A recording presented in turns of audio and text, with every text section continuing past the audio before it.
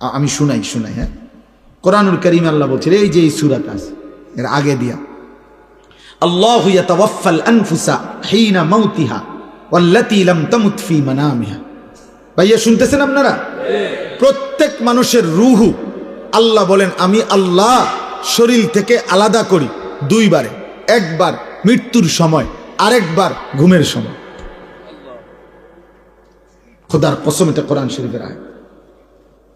আল্লাহ তাআলা বলেন প্রত্যেকবার আমি আল্লাহ, বান্দা যখন ঘুমায় আমি তো চোখে ঘুম দেই, তো আমি ঘুম দেই মানে রুহুটা আলাদা করে তাকে ঘুম পাড়াইয়া দেই। আল্লাহ বলেন আমি আল্লাহ তার শরীর থেকে তার রুহুকে আলাদা করে দেই।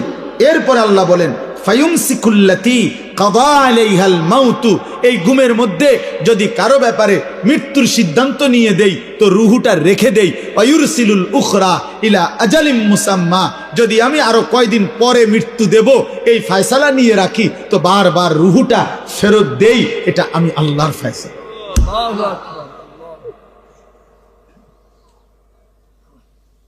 দোস্ত আমার, বন্ধু আমার, এক ওয়াক্ত নামাজ তোমরা যারা পড়লা না, এরপরে যারা ঘুমায় যাবা এখন গিয়া রাতে, এই ঘুম যদি আর না ভাঙে,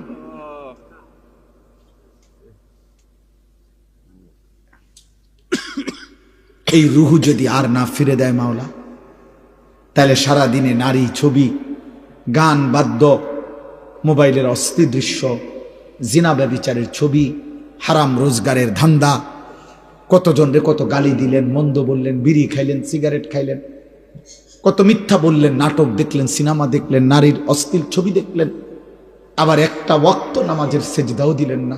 এমন নিকৃষ্ট মৃত্যু, আখিরাত কি হবে? ওয়ালাউ তারা ইদিল মুজরিমুনা নাকিসু রুউসিহিম ইনদা রাব্বিহিম, আল্লাহ বলেন বন্ধু আপনি দেখবেন হাসরের ময়দানে কোটি কোটি নাফরমান বান্দা আমি আল্লাহর সামনে মাথাটা নিচের দিকে নুয়ে, লজ্জায়, অপমানে, বেইজ্জতিতে আমি আল্লাহর সামনে মাথা নুয়ে দাঁড়িয়ে আছে। রব্বানা আবসারনা ওয়া সামি'না ফারজি'না না'মাল সালিহান ইন্না মুকিনুন।